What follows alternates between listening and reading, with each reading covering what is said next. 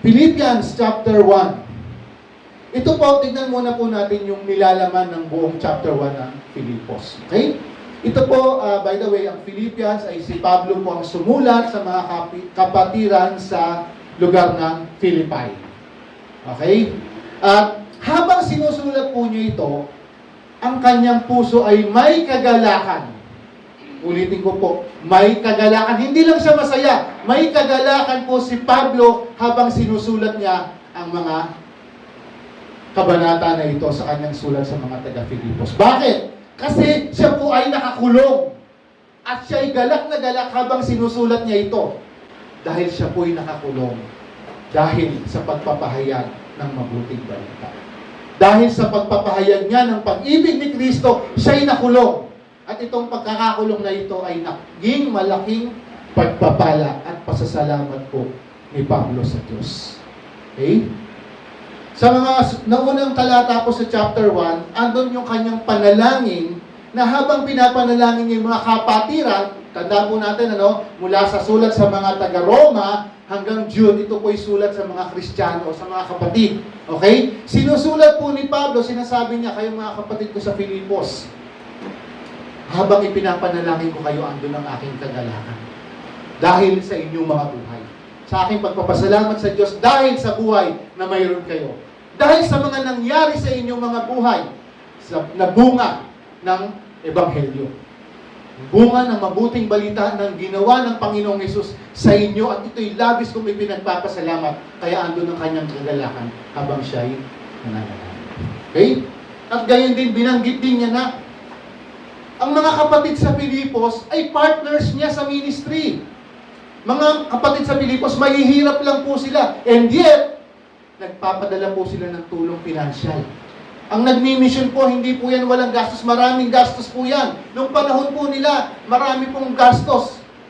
Naglalayag si Pablo, umahayo sa iba't ibang dako ng daigdig.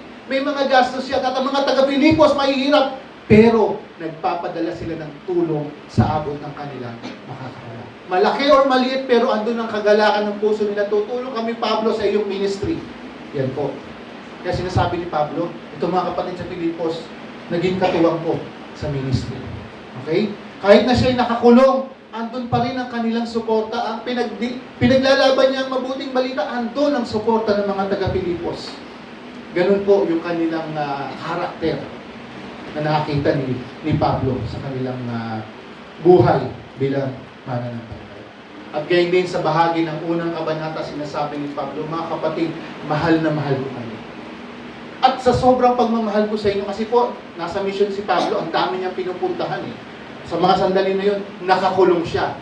Mahal na mahal niya mga kapatid. Gusto niyang makasama, pero hindi niya magawa makasama sila dahil ng mga sandali na yun, siya po ay nakakulong. Okay? Pero kahit siya nakakulong, ang sabi niya, napakagandang bagay pa rin. Napakagandang bagay pa rin na kahit siya nakakulong, naging pagpapala pa rin. Bakit? Dahil ang mga bantay bilanggo ay nakapakinig ng mabuting balita. Inawaan nila ang mabuting balita na ginawa ng Panginoong Hesus. Kaya sabi niya, okay lang na nakulong ako kasi this is a blessing in disguise. Sa kabila ng mga pangyayari na yon, napakahirap ng nakakulong. And yet, sabi niya, mabuti na lang. Dahil sa puntong kaparaan sa ganitong sitwasyon, ang mga bantay bilanggo ay nalaman nila ang mabuting balita ng kaligtasan. Okay? At by the way, sabi ni Pablo, mahal na mahal niya mga kapatid at gustong-gusto niya silang makasama. Si Pablo po ang sumulat ng mga 13 letters na yan. Corinto, Roma, Galacia, Efeso, Filipo, Thessalonica, Colosa. Yung mga churches po na yan, sinulatan yan. Mahal niya rin po lahat yan, hindi po siya nagtatangi. Mahal niya silang lahat. Kahit nga po ang Corinto, di ba somehow parang sermon yung kanyang sulat sa taga-Corinto, mahal niya rin po sila. Ganun po ang buhay ni Pablo. Pero hindi naman po si Pablo ang tinataas natin. Sino? Walang iba kundi ang Panginoon. Pero ang Diyos po, si Pablo na rin po ang nagsasabi, ang lahat ng iyon ay nanggagaling sa Panginoon. Okay?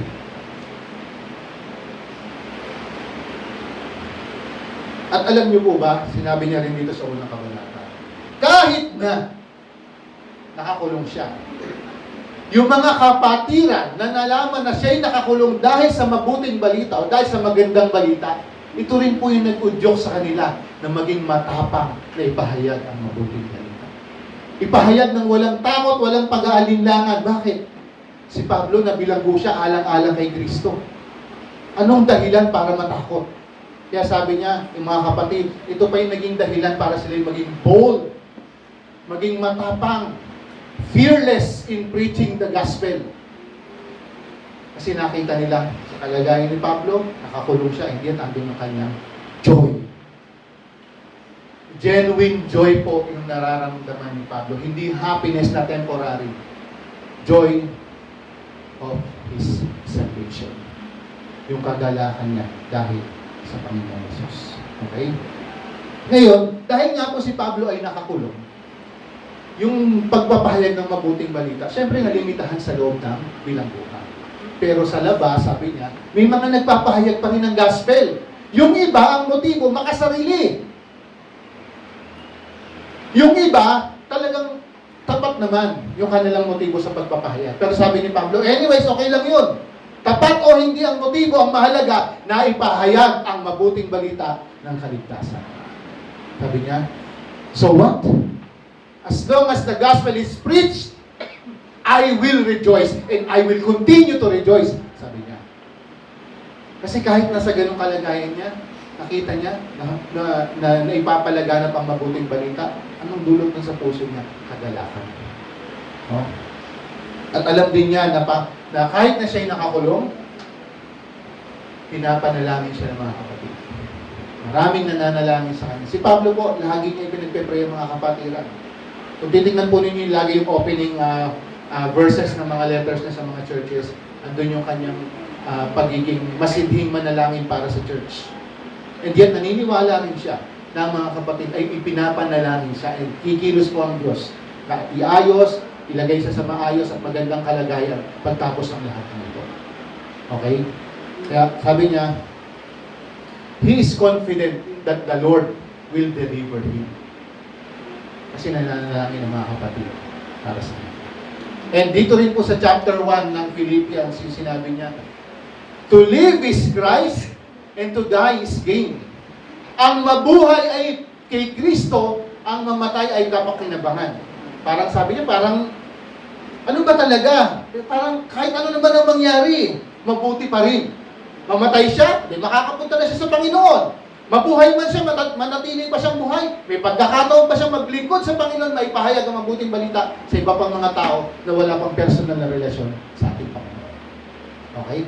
Ayan po yung nilalaman halos ng buong chapter 1 ng Philippians. At ito pong binasa natin kanina na talata ay bahagi ng prayer ni Paul para sa mga kapatid doon sa Filipos. At ang kanyang panalangin ay idinadalangin ko sa Diyos na ang inyong pag-ibig ay patuloy na managana. Actually, sinabi niya rin ito sa mga taga-Thessalonica na yung inyong pag-ibig ay managana. At inyong pag-ibig ay patuloy na lumago, lumalim. Okay? Ito pong pag-ibig na ito, hindi base sa damdamin, kundi itong pag-ibig na ito na nais ni Pablo na sumagana sa mga kapatid ay walang iba kundi dahil sa ginawa ng Panginoong Yesus sa buhay ng bawat mananampalataya. At itong pagkakaroon ng masaganang pag-ibig na ito ay may kaakibat na kasamang karunungan at kaunawaan. Bakit? Para alam ninyo ang inyong dapat at tamang piliin sa mga bagay na kailangan ninyong magdesisyon. Pero ito po ang tema natin, let love abound. Diyan po tayo magpo-focus. Okay? Ang sabihin na natin, vital or halata na katangian ng isang mananampalataya, alam nyo kung ano dapat? Pag-ibig. The cardinal virtue of a believer should be love. Kasi pag umira ng pag-ibig, lahat yan masasakop. Sabi kanina, the three will remain, faith, hope, and love. But the greatest of these is love. Tatlo yan mananatili, pero ang pinakadakila po dyan ay pag-ibig. Kaya ito, sinasabi ni Pablo sa mga kapatid, pinapanalangin ko sa Diyos, managana ang inyong pag-ibig. Sa ating mga mananampalataya, ito rin ang tinatawag, ito rin ang sinasabi, tayo, mag-ibigan tayo. Mananagana ang pag-ibig. Kung mananagana ang pag-ibig, may ipapakita sa mga kapatid, may ipaparamdam sa mga kapatid. Ito po ay magdudulot ng magandang pamilya, masayang pamilya, may pagkakaisa sa pangalan ng Panginoon. Alam niyo po, ang isang church, kung marami ang church, yan din yung bilang ng iba't ibang personalidad. Diba? Iba-iba tayo ng ugali. Hindi po tayo pare-pareho. At isa naman di ako, lahat tayo may kasalbahihan. Tama? Yan.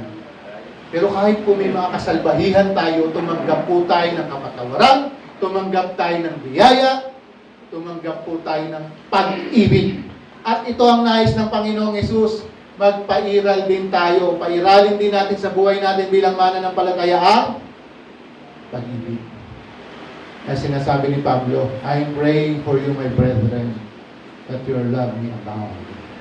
Tayo, yun din ang dapat. Kasi alam nyo, titignan natin mamaya kung ano mangyayari kung ang pag-ibig. Ibig magtan, pag-ibig ang susi ng lahat. Pag-ibig daw ang susi ng lahat. Ay, totoo naman. Kasi tignan nyo po, ilan ang utos na alam natin? 10, di ba? Pero ginawa po ng Panginoon ng 2. Ginawa ng Panginoong Hesus ng 2. Pero sa dalawang utos na yon, ang pinaka susing salita, alam nyo kung ano? Pag-ibig. Tingnan po natin, what is the greatest commandment? Yan. Ano ang pinakadakilang utos? Ang sinulat ni Marcos sa 12 kabanata, talatang 28 ng 32, sinortcut ko na lang.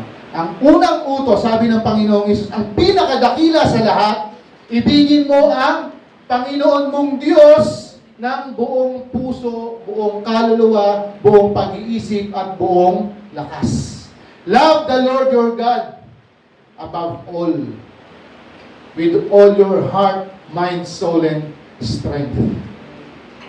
Yan yung pinakadakila. And then after that, mahalin mo ang iyong kapwa gaya ng pagmamahal mo sa iyong sarili. Dito naman po pumapasok yung iniutos ni Pablo o yung kanyang panalangin para sa mga kapatid. Na managana nawa sa inyo ang pag-ibig. Okay?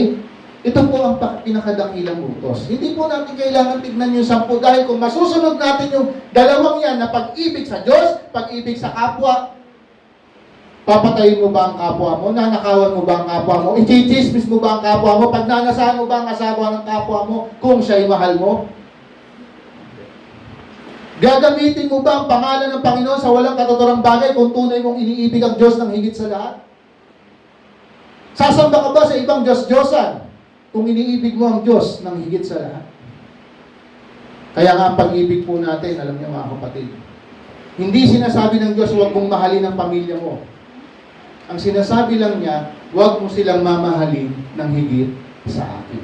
Kasi kung mahal mo sila ng higit sa Panginoon, hindi ka karapat-dapat kay Kristo. Yun ang sinabi niya. Hindi po ako nagsabi niya. Hindi kayo karapat-dapat sa akin. Kaya po itong pinakadakilang utos. Mahalin ang Diyos ng higit sa lahat. Anong gagawin natin? Yun ang gagawin natin. Kaya nga ito ang mark eh. Ito ang mark, ito ang palatandaan ng isang tunay na mananampalataya. Meron kang pag-ibig. At may mga verses po na nagpapatunay naman sa Biblia. Ang iba ay nanggaling mismo sa bibig ng ating Panginoon. Ang iba ay galing sa mga apostol. Yan ang sinasabi. Pag-ibig. Tignan po natin yung sinulat ni Pablo sa mga taga-Korinto. Yung love chapter, alam niyo po yun, 1 Corinthians chapter 13. May unang bahagi, first 3 verses, tignan po natin. No? Yan. Sa unang bahagi, ng first 3 verses ng chapter 13, Sinasabi ni Pablo, kung wala akong pag-ibig, kung wala akong pag-ibig, ito, makapagsalita man ako ng iba't ibang wika, kahit na wika ng mga tao at mga anghel, makapagsalita man ako. Pero kung wala akong pag-ibig, para lang akong isang pongpyang na umaalingaw-ngaw. Ingay lang ako kung wala akong pag-ibig. Sabi niya, makapagpahayag man ako ng salita ng Diyos, maintindihan ko man ang mga hiwaga.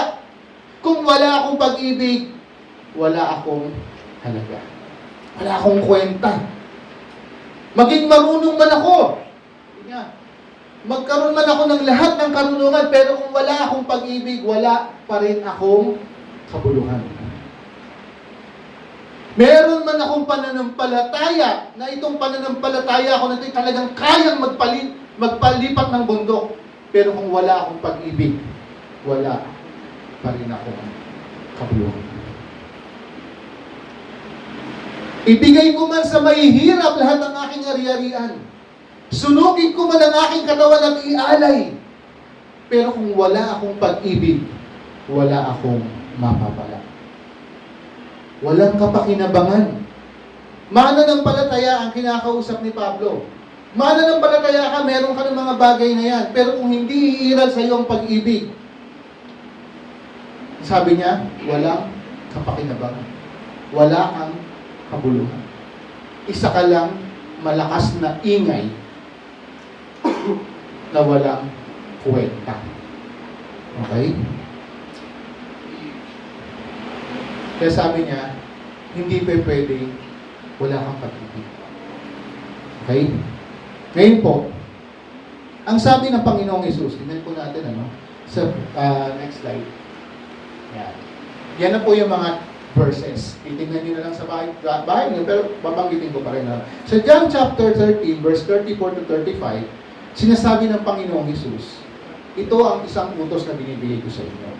Mahalin ninyo ang inyong kapwa kung gaano ko kayong inibig. Kung gaano raw tayo inibig ng Panginoon, dapat ganun pag-ibig din ang pairalin natin sa ating kapwa o sa ating kapatid. Ibig sabihin, magpapapaho ka ba sa krus? Magpapasampal ka ba sa kaliwa pag sinampal ka sa kanan? Ang sinasabi po ng Panginoon, mahalin mo sila ng dakilang pagmamahal ang ibigay mo sa iyong kapatid. At kapag ito'y ginawa mo, sabi ng Panginoon, malalaman nila na kayo ay alagad ko. Sabi, bakit? Kasi nga ito yung palatandaan The mark of this is love. Kung meron kayong pag-ibig, malalaman ng mga tao ay itong tao na ito. Alagad ni Kristo yan. Kasi kahit na sa kabila ng mga pinagagagawa sa Kanya, umiiral pa rin ang pag-ibig. Di ba sino nagsabi? Ang Panginoong Isus mismo ang nagsabi.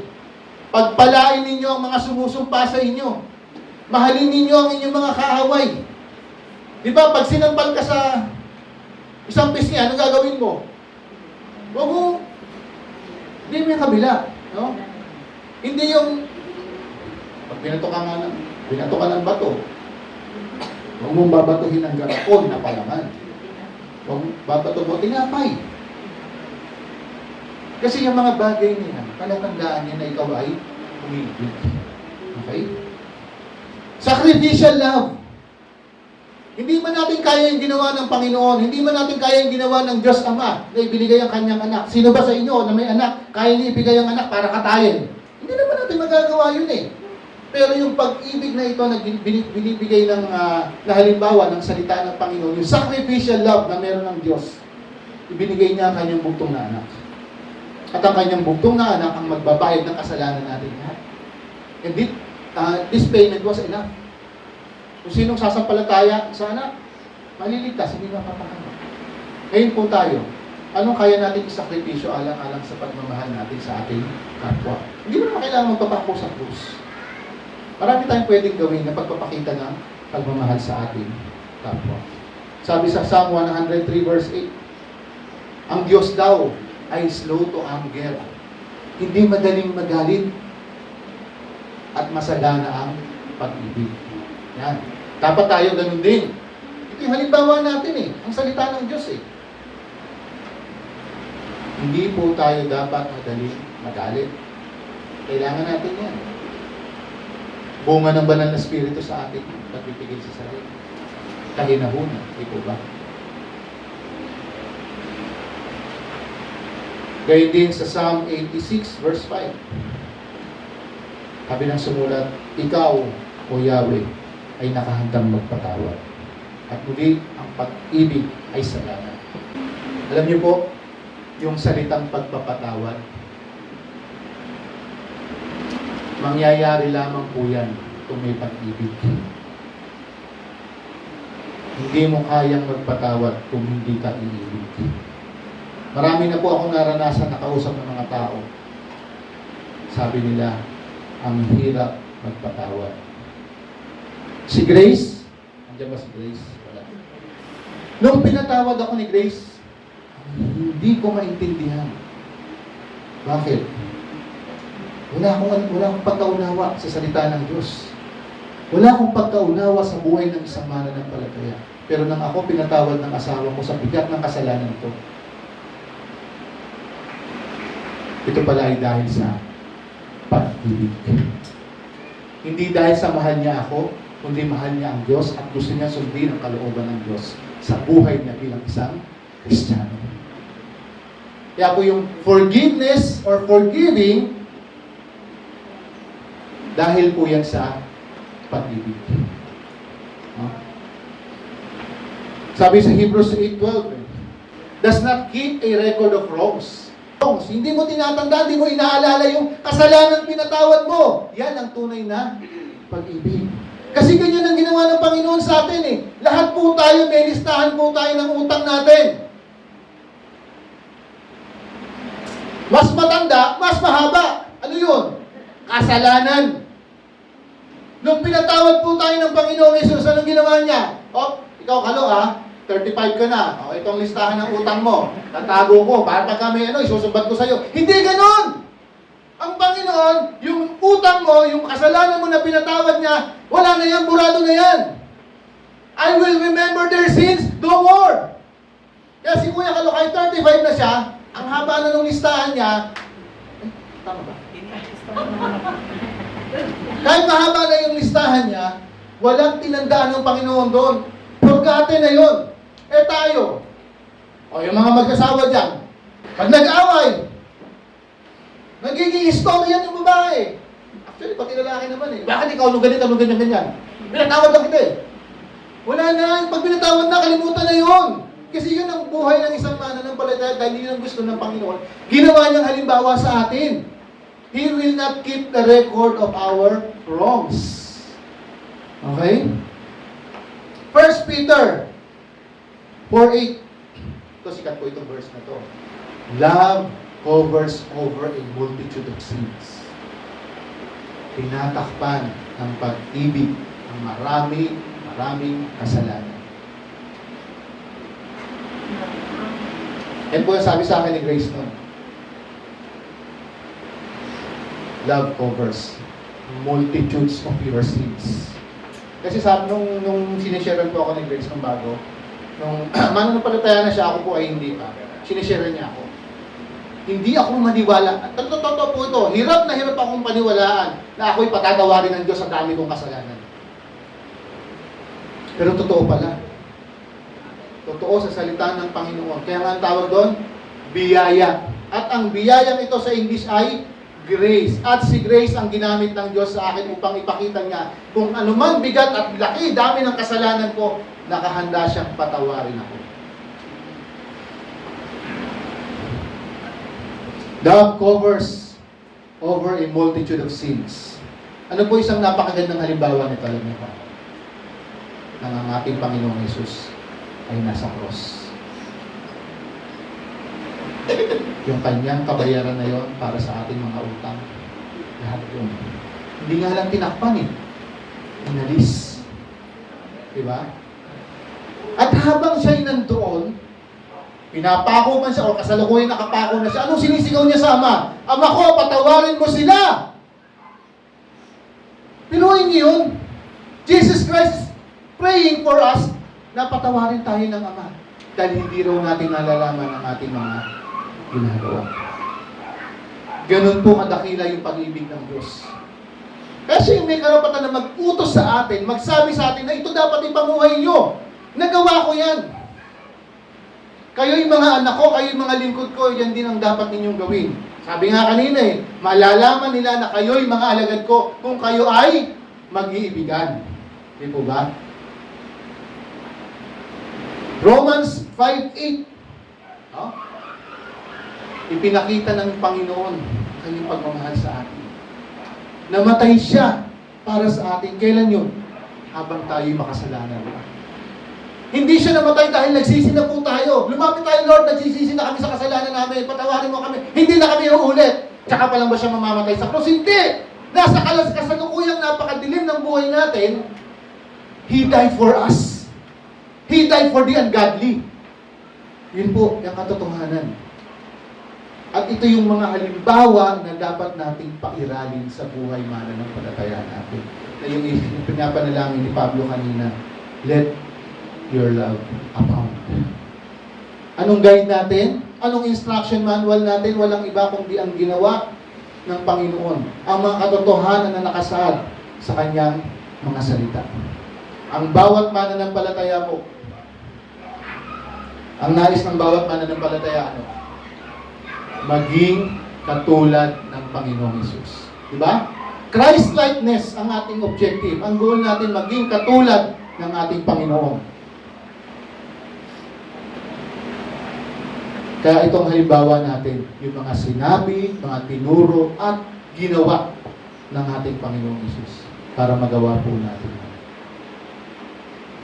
Tignan mo yung katabi mo sa kaliwa at sa kanan. Sabihin mo, mahal kita with the love of the Lord. Baka may magkaligawan dito. Masisipa ako ng magulang. I love you with the love of the Lord. Ngayon, kung gusto nyo magligawan, ibang usapan na yun. Hindi na dito yun. Okay? Pero yung pagmamahal ninyo sa kapwa, may humingising bata rito. With the love of the Lord. May our love to one another abound, so that people will know that the people in San Ildefonso Christian Church are disciples or followers of the one true God. Makita sa buhay natin. Uy, siyempre kasama yung kapatiran, Kristiyano sa buhol ng mangga. Dapat nagmamahalan. Dito po ako magtatapos. Gusto ko lang pong baguhin. Actually, sorry, mali pa ng baguhin. Pero gusto ko lang pong gamitin yung pangalan ng Panginoong Hesus. Dito sa 1 Corinthians 13. Ano yung definition? Sinasabi na, anong definition ng love? What is love? Love is patient and kind, di ba? Blah, blah, blah, hanggang. Yung love, palitan po natin ng Jesus. Tingnan niyo po 1 Corinthians 13, verse 4. Sa Tagalog. Yung pag-ibig, papalitan natin ng Jesus. Si Jesus ay matiyaga at magandang loob. Si Jesus ay hindi mainggitin at hindi mayabang. Hindi mapagmataas man. Ang Panginoong Hesus ay hindi magaspang ang pag-uugali. Ang Panginoong Hesus ay hindi makasarili. Ang Panginoong Hesus ay hindi magagalitin. Ang Panginoong Hesus ay hindi mapagtanim ng sama ng loob. Ang Panginoong Hesus ay hindi natutuwa sa masama. Sa halip ay nagagalak sa katotohanan. Ang Panginoong Hesus ay matiisin, mapagtiwala, puno ng pag-asa, at nagtitiyaga hanggang wakas. Ito pong mga talata na binasa ko, na pinalitan po natin ng Panginoong Hesus o Jesus Christ, yung salitang pag-ibig. Na-discuss naman po natin kanina na yung kanyang lahat ng ginawa para sa atin. At itong ipanguhay natin bilang lingkod, bilang mga tumanggap ng biyaya, bilang tumanggap ng kapatawaran, bilang tumanggap ng buhay na walang hanggan. I am also praying lahat po tayo may love abound. We may have differences, personal differences, meron man po tayong mga hindi pagkakaunawaan. Meron mang hindi magkasundo yung ugali natin. Pero ang magiging common factor ng lahat ng yan, pag-ibig ng Diyos.